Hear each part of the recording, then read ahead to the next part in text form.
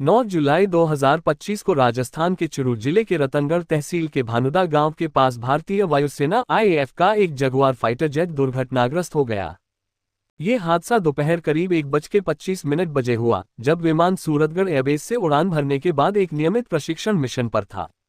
इस दुर्घटना में 2 पायलटों की मौत हो गई और घटनास्थल पर मानव शरीर के अंग बिखरे हुए पाए गए, जिससे हादसे की भयावहता का अंदाजा लगाया जा सकता है।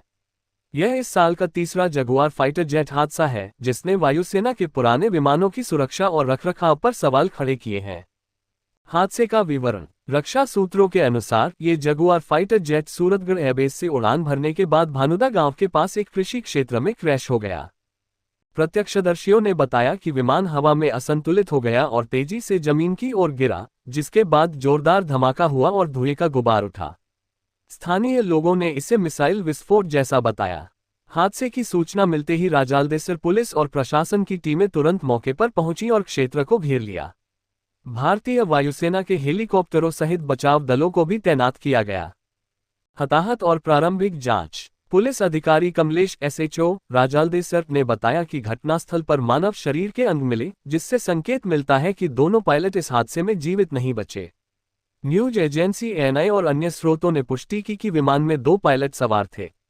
हादसे का कारण अभी स्पष्ट नहीं है, लेकिन प्रारंभिक जांच में तकनीकी खराबी की संभावना जताई जा रही है। भारतीय वायुसेना ने जांच शुरू कर दी है ताकि हादसे के सटीक कारणों का पता लगाया जा सके। स्थानीय लोगों में दहशत। हादसे के बाद भानुदा गांव और आसपास के इलाकों में दहशत फैल गई।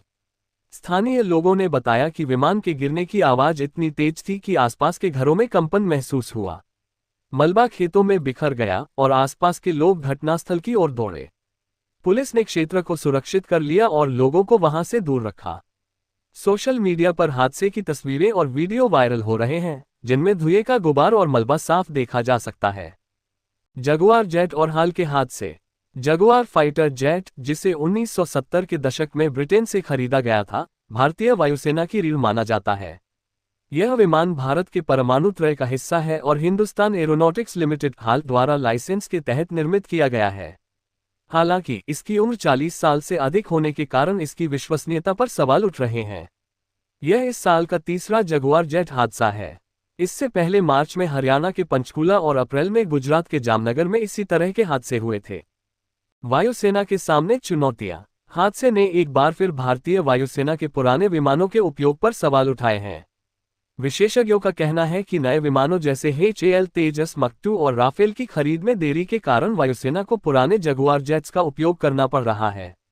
2027-28 से इन विमानों को चरणबद्ध तरीके से हटाने की योजना है, लेकिन तब तक इनके रखरखाव और सुरक्षा पर विशेष ध्यान देने की जरूरत है। निष्कर्ष। चुरू में हुआ ये हादसा न केवल एक त्रासदी है, बल्कि यह भारतीय वायुसेना के लिए एक गंभीर चेतावनी भी है। पायलटों की मौत ने देश को झकझोर दिया है और लोग सोशल मीडिया पर अपनी संवेदनाएं व्यक्त कर रहे हैं। जांच के नतीजे सामने आने के बाद ही हादसे के कारणों का सटीक पता चल पाएगा। फिलहाल स्थानीय प्रशासन और वायुसेना की टीमें स्थिति को नियंत्रित करने में जुटी हैं।